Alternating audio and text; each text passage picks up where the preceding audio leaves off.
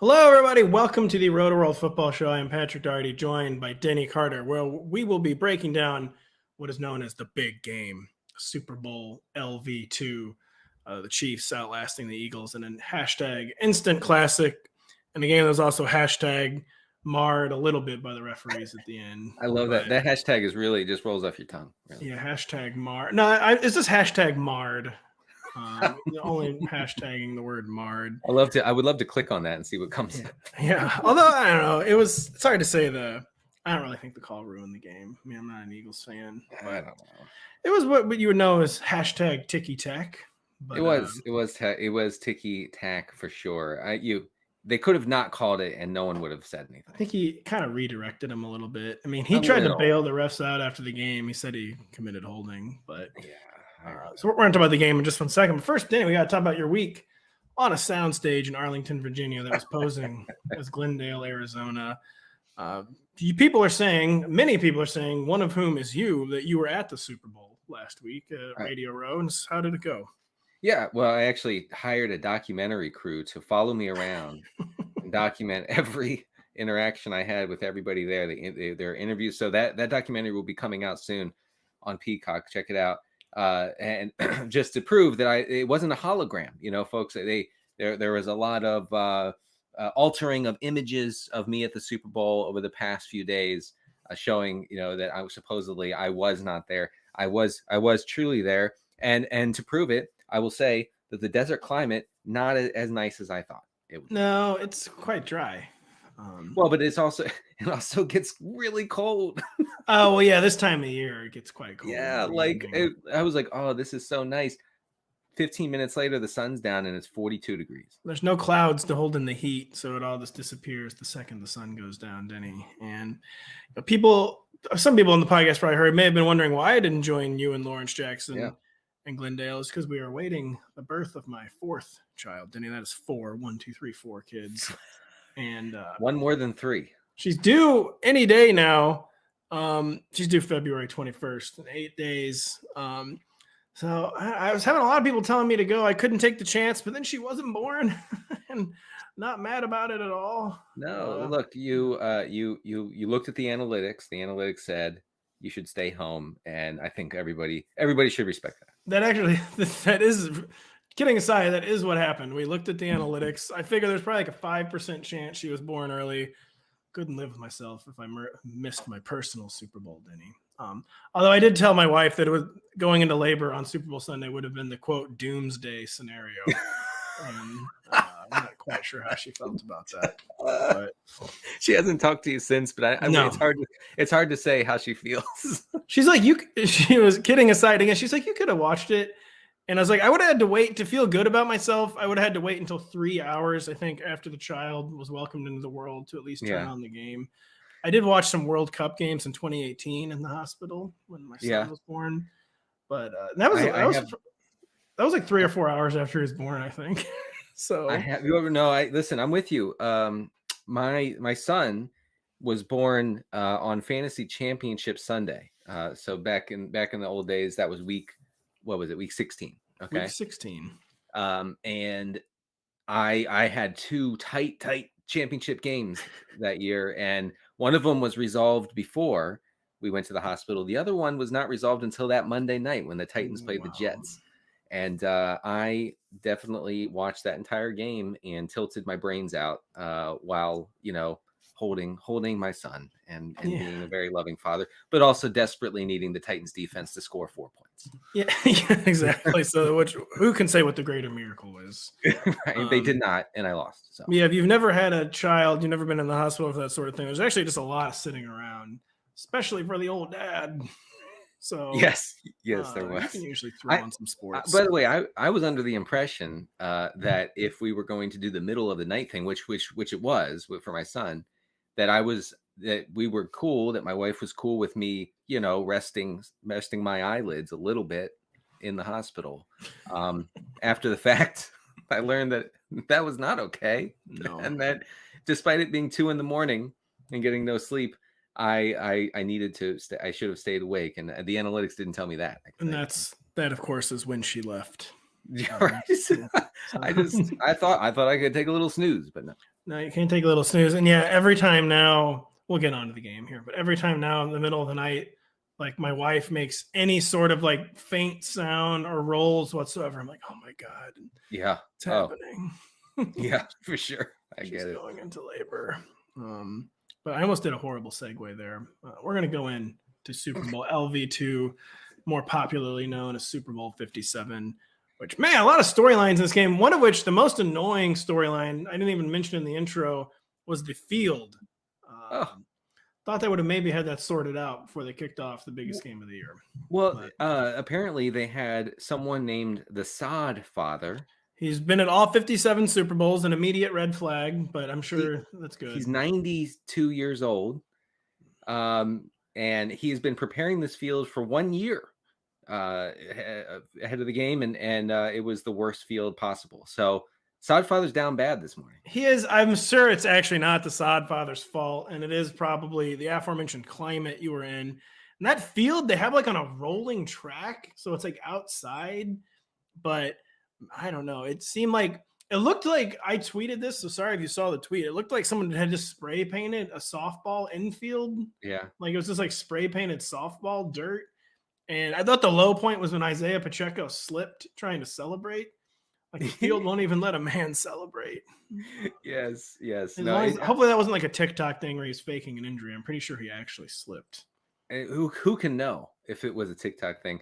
I do wonder. Okay, so the players don't like turf, and I get that, and obviously no one wants players to be in danger of serious injury because of the turf. So I'm not saying we need turf, but I am saying we need something that works where the players can dig in and run without slipping and falling, because it seems like a lot of grass surfaces come with a lot of slippage. It was weird. The grass surface has been just a lot better, though, too, recently. I don't know what was going on. This feels an issue all year. I mean, some people thought it was an issue in Kyler Murray's ACL tear, and it was never known as a bad field, really, until this year. I mean, maybe a listener could correct me if I'm wrong on that, but I don't think what's it called now? State Farm Rodeo had ever had turf issues before. It's called Jake from State Farm Stadium. No, of course. There you go. And yeah, the game, it was one of the better played Super Bowls in recent memory.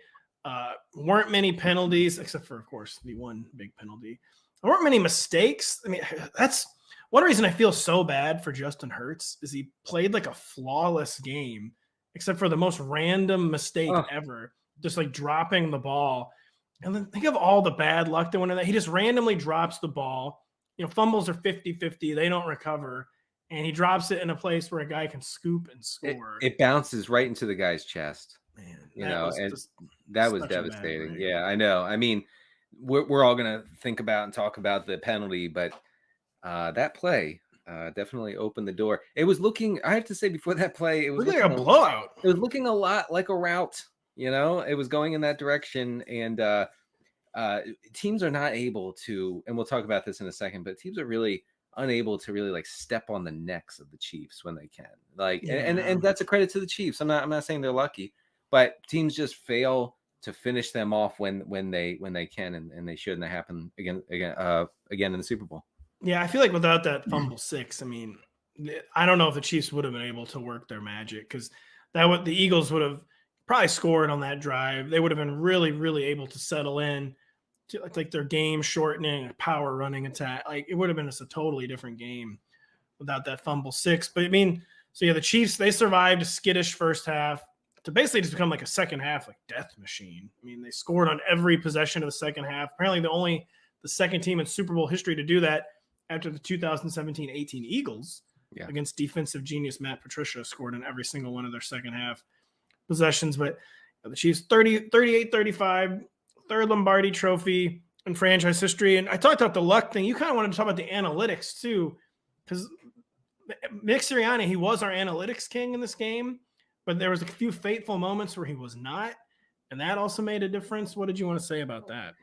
Yeah, I mean, he didn't press his advantage, and he was really good. I honestly think that he has established himself as our true analytics king now. He actually he real deal has. Yeah, I mean, even more so than Dan Campbell, who's super aggressive as well.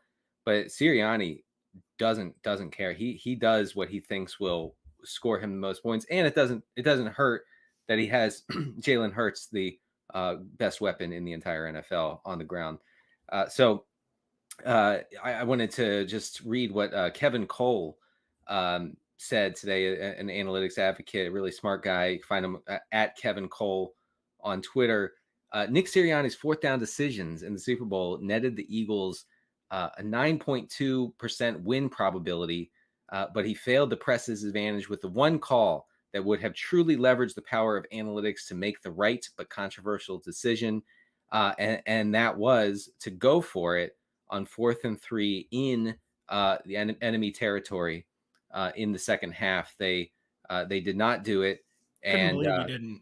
I was shocked. I was very disappointed because they went for 4th down 4 times and converted all of them. The first one I'm sure set anti-analytics folks crazy.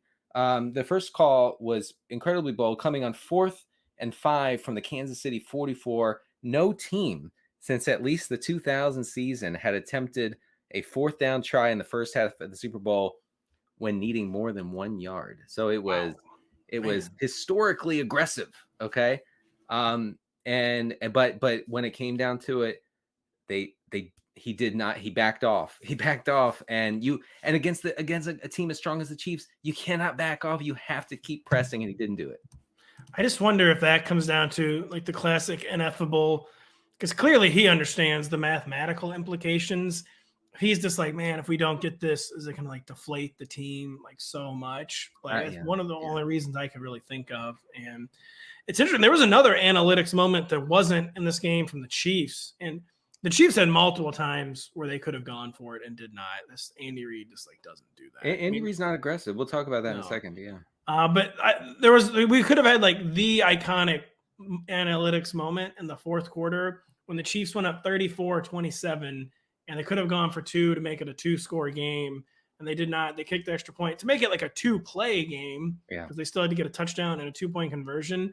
But I kind of wanted to watch the world burn there, and for the Chiefs, and like the Chiefs, they had like a couple of perfect goal line plays. They ran essentially the same play on 2 of their fourth quarter touchdowns, one to Kadarius Toney, the other to Sky Moore. I feel like they could have converted it, and that would have essentially put the game out of reach. But Andy Reid, getting these guys, I mean, it's understandable. Like you don't want like, I guess, the games to come down like what in your mind is probably like a coin flip decision. But I thought that maybe the way the NFL had been building, it was going to crescendo with the Chiefs going for 2 there in the fourth quarter. Yeah. And they did not. And then the Eagles scored and then easily got the 2-point conversion. Yeah, just to emphasize for any doubters out there who say, Sirianni still has to prove to me that he's the analytics king. He's the king. And part of the reason is he ranked number 1 in the regular season in the Football Outsiders Critical Call Index, which I'm not going to bore you with the description, but it's a model for determining when NFL teams should go for it, when they should kick. Andy Reid was number 1? No, Sirianni. Okay, I was like, what? And Andy Reid, by the way, was 28th. I was going to say index. I was like, really? I was really hoping it wasn't gonna be one of those things where I said something and the truth was the exact opposite. Yeah, like he was really aggressive. No. You're right. I mean, despite having Mahomes and Kelsey and some other weapons, they do not go for it. Like, and I think that actually bugs Mahomes. I see quite often watching him in 4th and short situations. He doesn't love coming off the field, but Andy Reid is not playing that game. Like, he's kicking. I guess you could argue one reason he doesn't do it is because he knows they'll just score the next drive. Yeah, that's true. Maybe the EPA calculations are just different in your head when you have Patrick Mahomes. Like, you don't need to press your luck. Right, but Sirianni, again, as Kevin Cole said, added nearly 10% to the team's win probability by pressing on 4th down. I wish they had won, because I think the real winner of the Super Bowl would have been the analytics. We all know the analytics will never win, though. Unfortunately, so we're still waiting for the analytics to work one time. By the way, when will the NFL outlaw? Not if, but when will they outlaw the 4th down sneak, or the sneak play where you have big guys pushing the quarterback? Yeah, the scrum. I'm sure that will be revisited by the hashtag competition committee this offseason. I'm really disappointed that it has gotten ridiculous where 99.5% of the game they play football, And then on like the highest leverage situations, the ref like blows the play dead before they run it and announces the next play has been declared a rugby play. Yeah. And then they play rugby for like the most important snaps of the game. But it's really, it's unstoppable. I mean, it is unstoppable. I should say it's almost unstoppable with most quarterbacks. It is unstoppable with Jalen Hurts. There were multiple times Chris Jones actually tried to jump over. That was crazy the lineman. And he was on top of Hurts, and Hurts was like, yeah, no, that's not you. You got to have your feet on the ground to stop me, man. Come on. That was like the largest man I'd ever seen in the air, Chris Jones. And then, he was suspended in real time, and it made no difference whatsoever and didn't come close to stopping the play. But the Eagles were 11 of 18 on third down and 2 of 2 on fourth down in this game. I think it was Kevin Cole, too, pointed out, like the Chiefs' defensive performance got obscured a little bit. But like if you force 18 third downs, that's like your defense is playing well, but the Eagles are executing so well. That's what they did all year. To me, it's crazy the Eagles didn't win the Super Bowl this year. Not necessarily because of this game, but I thought the Eagles were like one of the least mistake-prone teams I've ever seen in terms of like just good decision making, very few penalties, very few turnovers this year. They just played like unbelievably clean football in an era where the football is very dirty right now. Not many clean teams. No, and not good. They were so well oiled all year. So it is kind of very, very, I don't know, not poetic that it came down to a very uncharacteristic mistake where he just dropped the ball. And if we want to expand this conversation further, if we want to talk about the most aggressive coaches in the league and kind of maybe how that could play out in fantasy. I mean, I know it's February, so hard to say right now, but I just wanted to give the listeners an idea of who is aggressive on fourth down and who is not. Fourth down aggressiveness as measured by NFL data analyst Ben Baldwin. The top 10 teams in order this year were the Packers, the Bills, Eagles, Cardinals, Browns, Lions, Jaguars, Ravens, and Rams. Okay. Bottom 10 were Panthers, Niners, Bengals, Texans, Patriots, Giants, Steelers, Jets, and Saints. The Saints were last by a long shot. I'm not sure what Dennis Allen is doing there. So some notes on those numbers. I wanted to see, where the Dolphins fell in fourth down aggressiveness with Tua under center. And in his healthiest stretch of play from week 7 to week 16, the Dolphins were actually fourth in the league in fourth down aggressiveness.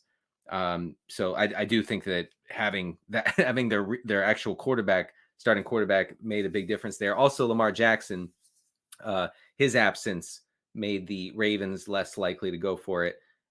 Before his week 12 injury, the Ravens ranked third in fourth down aggressiveness.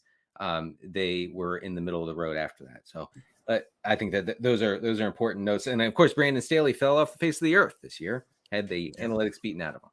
Yeah, he did. He's I was going to say something inappropriate, but yeah, he was not our analytics king. And just thinking back to any closing thoughts on this game too, it's just weird how like the margins really are just so thin. And like coming into the game, one of the talking points was that one of the only concerns for the Eagles is Jalen Hurts' shoulder. Yeah. And I thought he looked almost like Taysom Hill on some of these deep balls where he had a few like with unbelievable ball placement. Like he didn't have the power and the drive, but he was dropping it in the bucket. But I did think that was an issue too that came up in a few like really critical moments that his arm was just clearly not fully out. He's not known as having like the biggest arm to begin with.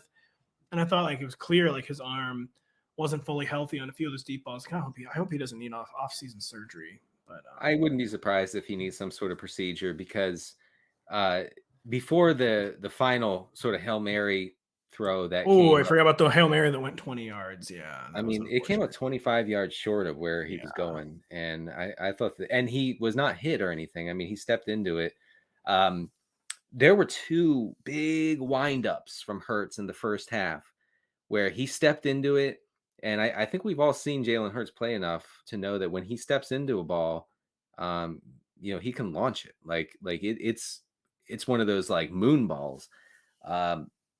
And they were short. They were both short. One of them actually was caught by A.J. Brown. The other one was almost intercepted and was at least 10 yards short of where it should have been on a fly pattern by A.J. Brown. So There's something going on with that shoulder. Yeah, he might need some scar tissue cleaned out of there.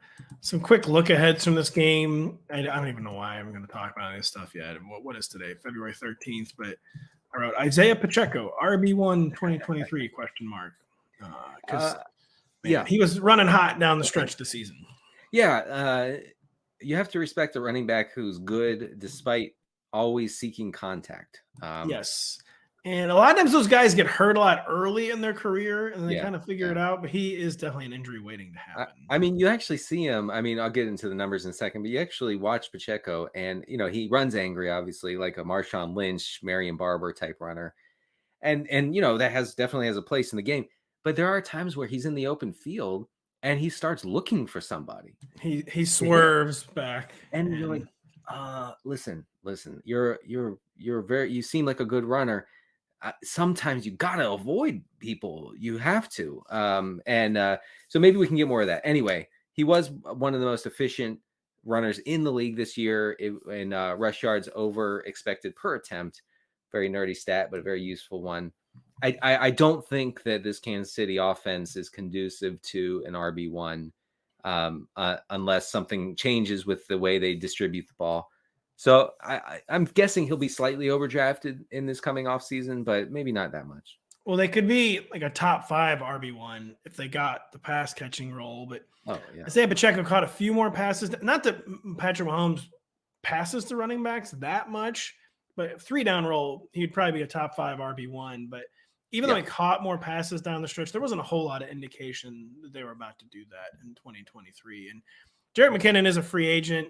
Clyde Edwards-Helaire just kind of seems like a dead letter in terms of his role in the offense. He does have another year left on his rookie contract. He will presumably still be on the team, but that was what it would take for Pacheco to probably be like a safe weekly top 12 option.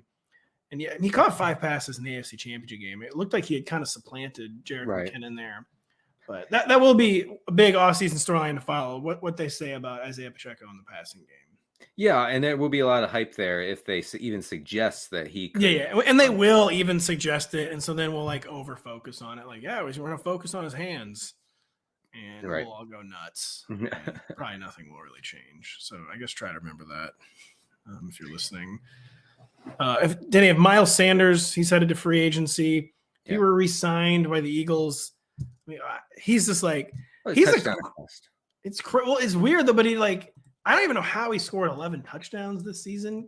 Like how many he seeded to Jalen Hurts and Kenneth Gainwell. Even Boston Scott had 3 or 4. Miles Sanders is just, I think, fully, and I will let someone else draft him territory. I'm done. I'm over it. Even though he had almost 1,300 yards this year, I'm just totally over it. Am I overreacting? My fantasy teams could have used a little Miles Sanders myself, but I know what you mean. I mean, he's not involved in the passing game at all. And he averaged 3.9 yards per reception, which is actually impossible. Impossible. He's not a good pass catcher, and he's not involved. I mean, there were games where he was running 3 routes, so he's just not out there for passing plays. So that lops off a huge portion of his PPR potential. I do think that being the de facto primary back on a high-scoring, efficient offense is not the worst thing. I'm not writing him off. I do understand the frustration. I'm not writing him off as someone that I might dabble with. I might get crazy. You never know. Yeah, I'm taking it personally. I'm writing him off. Yeah, personally. It will be interesting if he ended up somewhere else. I just don't know what to make of the guy. I feel like the Eagles still don't know what to make of him. Where they really throttled off him late in the year. It was pretty much every critical red zone touch was Kenneth Gainwell in the most important games of the year. I said DeVonta Smith, wide receiver 1 upside question mark. He was actually 9th in yards this year with 1196. He was tied for 11th with 95 catches. He was already, a wide receiver 1 by the letter of that law. He wasn't quite by average PPR points. He was right on the cusp though. He's the wide receiver 13 or 14. So will he maintain his borderline wide receiver 1 production, or do we think that maybe this Eagles offense just won't be so as crazily efficient in 2023? Yeah, they could take a step back just for regression reasons. I know folks don't like to hear that word, but it is a thing, and it does affect how players produce. I do obviously see, and I'm going to be very controversial here and say AJ Brown is a roadblock here for DeVonta Smith. So if AJ Brown were to miss significant time, DeVonta Smith would be a tremendous fantasy asset. Although he still is. I mean, I'm not trying to take away anything. Here are some numbers from the regular season. If you look at targets per route run, AJ Brown was targeted on 28% of his routes, while Smith was targeted on 25% of his routes. That's not a huge difference, but it's enough to be, I think, significant. Brown had 16 more expected fantasy points than Smith, but he had 45 actual points more, fantasy points more than Smith. Which aligns with him just always being a model breaker. He's just always been a model breaker. He is. I mean, Brown was, low, as the Zoomers would say, low-key dominant this season. I know it didn't feel that way sometimes to folks who I know. I mean, I had Brown on some teams where I would be like, oh, okay, so DeVonta Smith is the wide receiver one in Philadelphia. Okay, well, no one told me that. AJ Brown averaged almost 3 yards per route run, which is really high. Smith had 2.2 yards per route run rate this year. And look, only we're talking about air yard share. Only 6 receivers had a higher share of their team's air yards than AJ Brown, and he's competing with DeVonta Smith for those yards. So I think it's an incredibly impressive feat. Is maybe when you were talking about maybe the only thing that could quote save DeVonta Smith is maybe that underneath usage is just less volatile, and AJ Brown just won't run quite as hot in 2023 on his downfield targets. Where Patrick Crane is always pointing out. Remember him? I do. Yeah, remember that guy in Arizona? Everybody kept saying, "Where's Crane?" I said, "I think he's scuba diving." Yeah, he was in Thailand. No, where was he? Was in Indonesia, I think. He was in Indonesia. He's back in the what he now calls the States. He is back in the States now, so he'll be coming out of his vacation coma here quite soon. But he always pointed out how DeVonta Smith was really featured on like screens and design looks, so maybe that'll stay sticky. And DeVonta Smith will be a very, very, very, very fascinating ADP. Like, there's gonna be so many guys from this game. I feel like Pacheco, Miles Sanders, and DeVonta Smith, and the next guy we're talking about could be some of the most fascinating ADPs of the entire offseason. I want to get ahead of I know this discourse is coming. I'm drafting DeVonta Smith ahead of AJ Brown. I don't care. No, that's not right. That's incorrect. The final thing from this game, of course, is that it's now officially Kadarius Toney season. It's one target. He scores a touchdown. He did have maybe the most important play of the game in that punt return. But, like, what the heck are we going to do with this guy? I guess we have to see if the Chiefs add a legitimate wide receiver one. But, I mean, Kadarius Toney is either going to go – your mentality is either going to be, I'm going to draft Kadarius Toney 3 rounds too early, or I will never draft Kadarius Toney again as long as I live. It's going to be one of the crazier ADP situations I think we've seen in a long time. There's no in between, obviously. No. They see him as a gadget player, and I guess they did this year because I think because of the health and like the midseason arrival stuff. We'll see. Man, I have trouble. He hasn't been there for that short a time. I mean, he's been there for 2 months or more, right? No, I mean, I think they could have implemented him more, but this clearly they were taking it quite slow, and he made them take it quite slow when he kept getting injured again. I'm looking at the route running data for the Super Bowl. Kadarius Toney ran 5 routes. He played 7 snaps. Okay. Justin Watson ran 17 routes, just for context. Okay. So I don't know. I don't know what to say. I like Toney. He's very efficient. He always does something with the ball when he gets it. You would have to, there would be a lot of hopium involved. He's going to have a bigger role, but it's just like, are we sure? Yeah, we actually are sure. We really are. I mean, not even saying it as a bit. He will have a bigger role. The question is will it be big enough to matter? Okay. So I love you. We love Toney on this show. I will say that my Toney hope has been dashed of late, and I feel like I have to back off. I see a guy be the X factor in the biggest game of the year, and I just I see no reason to throttle off. I was at so we had people over for the Super Bowl, and obviously some normies are watching. They don't know Kadarius Toney, and they saw him catch the touchdown and then return the punt. And they go, "Where's that guy been?" And I said, "You know what? That's a good question. Where has that guy been?" Get in line. We're asking that question. So yeah, but I would never quote have normies at my house for the Super Bowl. I don't do Super Bowl parties. Did you know this? I did. I watch with my parents and my brother every year. And you tell them not to talk to you. Yes. I actually did. I should take too far behind the curtain. I got very snippy with my mom at one point on Sunday night. Where I literally said, "Mom, I'm trying to watch the Super Bowl." Oh no! Come on, man.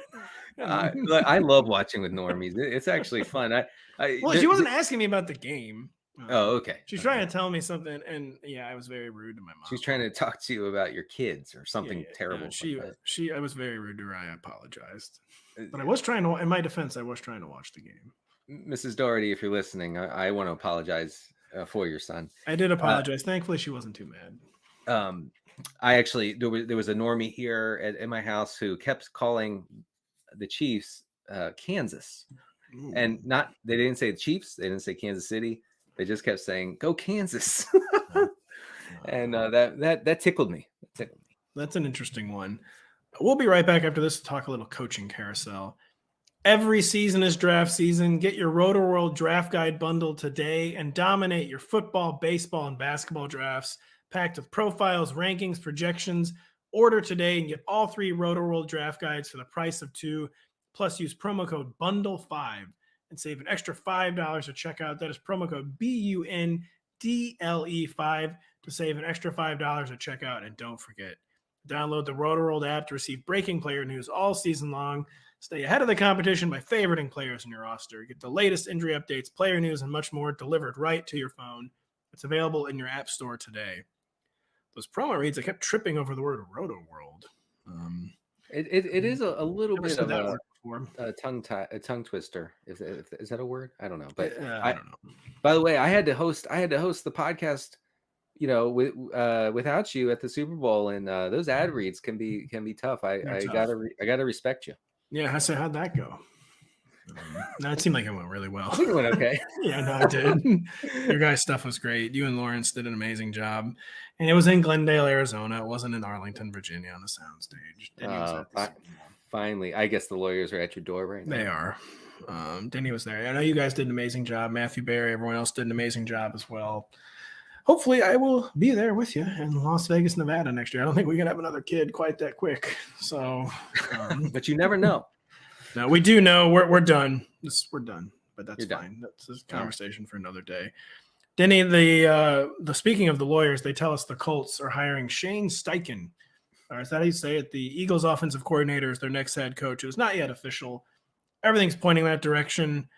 Depriving us of a meme hire and Jeff Saturday getting the job full time, but probably as good a hire as the Colts could have made. I mean, it's kind of a boring hire in that it's a low wattage name, but to me, it's like the tried and true thing you want to do. You want to hire like the top assistant from like the best kind of staff. The Eagles staff was just unbelievable all year. So efficient on offense.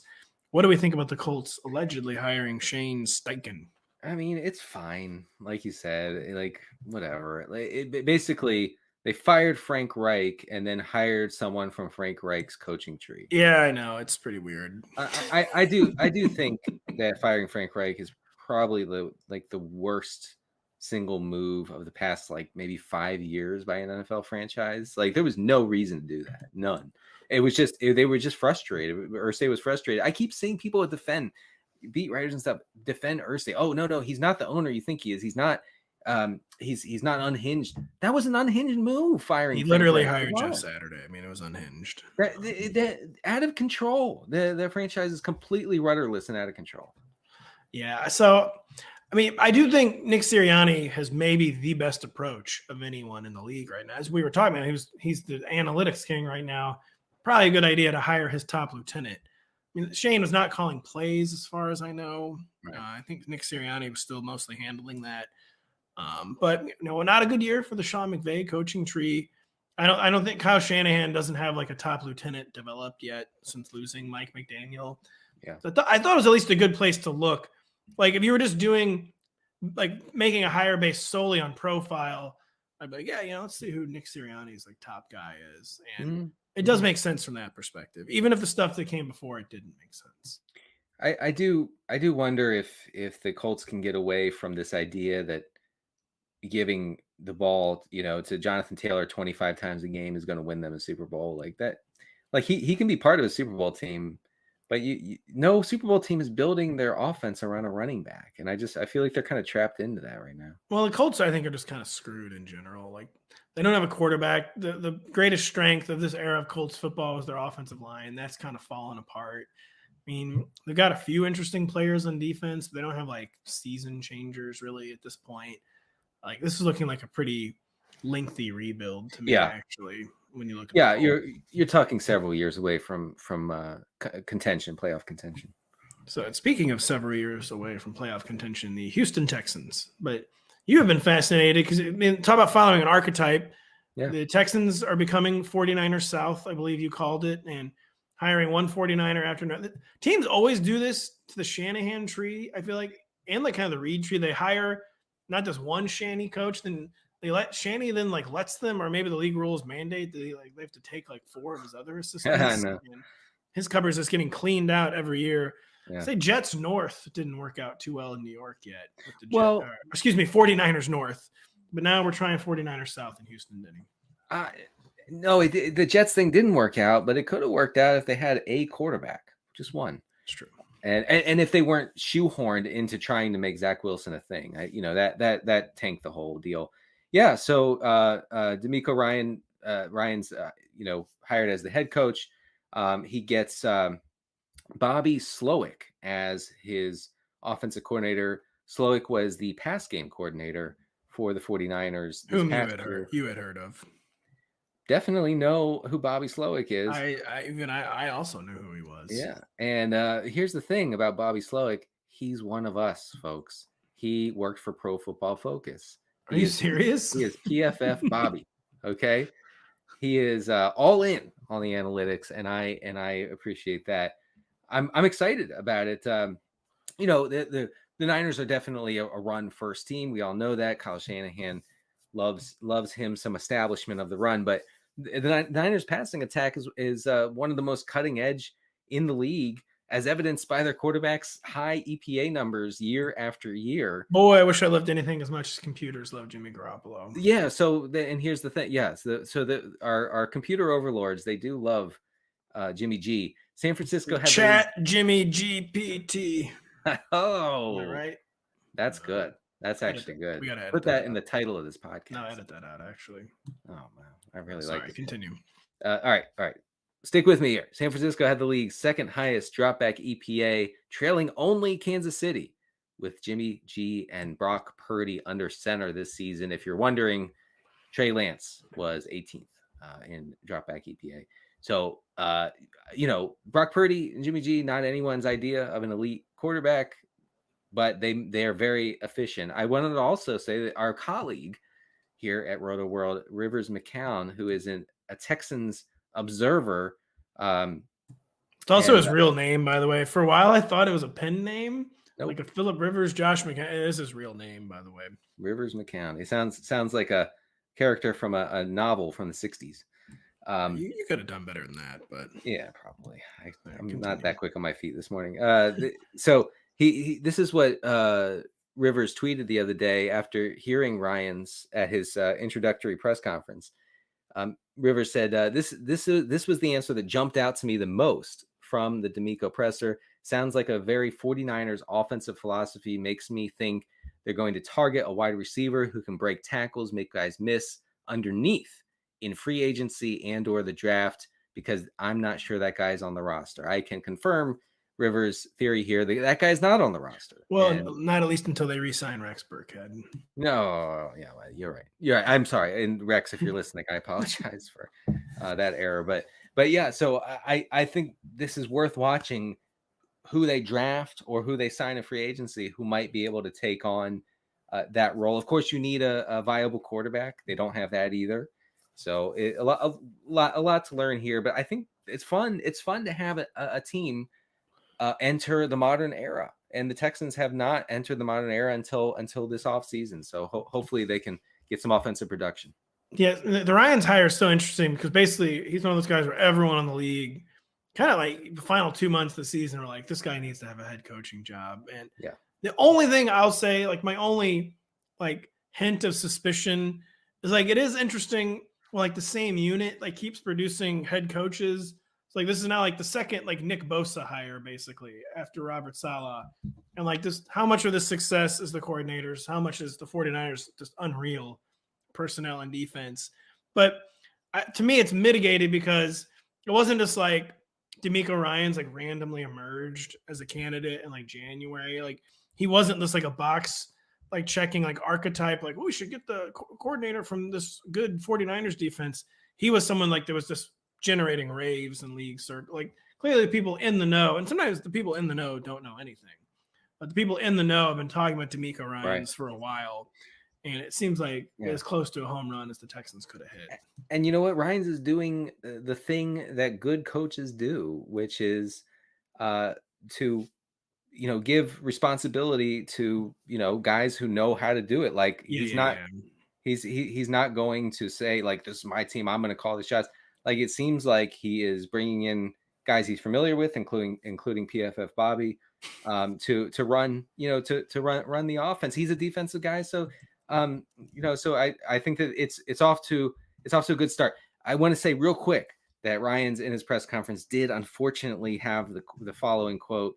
He said the Texans first and foremost, quote, want to establish the run game. So I'm going to gloss over that and I'm going to focus on PFF Bobby. Yeah, focus on PFF. I couldn't tell if this was a bid or not. He is indeed a former PFF employee, Bobby Slowick. Because PFF Bobby would have been an amazing bit. The only thing more amazing is that it's real. So all the best to PFF Bobby out there. And he's got so much to work with in that Texans offense. Especially if they re-sign Rex Burkhead, then it's just overflowing with weapons. All right. Yeah, I know. It's gonna be so tough because they have to implement an entirely new offensive vision, but first they have to like settle in a quarterback. So it could be just like a totally lost year for the Texans. Got to get a quarterback. Thankfully, all the Davis Mills truthers have been driven into the ocean. So, and thankfully, they have the number one pick at least after working hard to have that. I'm being informed that they converted 2 4th and 10s on the most pointless drive of the entire season to get the number one pick. Shout out to Lovie Smith. I mean, Lovie went down swinging. If there was a major league movie, a major league football movie, that would be the end of it. Converting 2 4th downs to lose the number one pick. No team had converted more than 1 4th and 10 in a game all season. God. And the Texans converted 2 on the winning drive. I still say the Colts tanked that game. They did. I mean, they were told, do not mess. No, that's what I mean. That's what I mean. I do think the Colts tanked that game. There was a mistimed jump that will stick in my head forever. Oh yeah, that was crazy. Forever. I'm sorry, bro. Athletes don't make that mistake. That egregious of a mistake. I've seen guys mistime the jump. I'm not saying I've never seen that, but I've never seen it to that extent. So makes you think. And makes me think the show is over, the shortest show in the history of the Rotoworld Football Show. But the season's over. Minutes. Come on. Yeah, we're gonna recharge a bit. We're gonna recharge before Thursday when we're back. Not sure who's gonna be on that show. I'm pretty sure you are. I don't know. I'll be in Vegas. So oh, that's right. So you probably won't be. I forgot about the FSGA. Check that out too. We'll have more details about that. Patrick Crane's no longer jet lagged. Maybe he'll be on. So if he can he podcast from underwater? I think that's it's true. We'll find out.